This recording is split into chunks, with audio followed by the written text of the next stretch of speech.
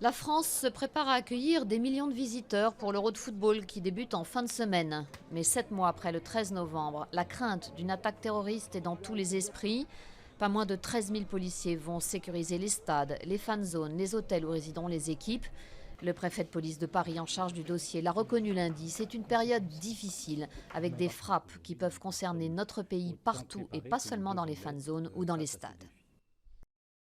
Illustration de cette menace, l'Ukraine a annoncé lundi l'arrestation d'un Français accusé de préparer une quinzaine d'attaques en France durant l'Euro. Le suspect a été arrêté en mai à la frontière ukraino-polonaise en possession d'un véritable arsenal de guerre.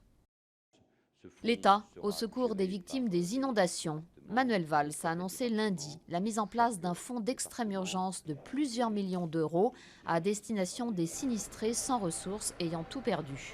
Le bilan global restait lundi inchangé avec 4 morts et 24 blessés. En Belgique, les enquêteurs sont à pied d'œuvre pour tenter de comprendre ce qui s'est passé dimanche soir entre les villes de Namur et Liège. 2 trains sont entrés en collision, faisant 3 morts et une dizaine de blessés. L'hypothèse de dommages liés à la foudre sur l'infrastructure ferroviaire est notamment évoquée. En Grande-Bretagne, un sondage inquiétant pour le Premier ministre. Pour la première fois depuis plus d'un mois, une majorité de Britanniques, 51%, est favorable à une sortie de l'Union européenne. David Cameron, ici en campagne pour le maintien dans l'Union, n'a plus beaucoup de temps devant lui pour convaincre. Le référendum se tiendra le 23 juin.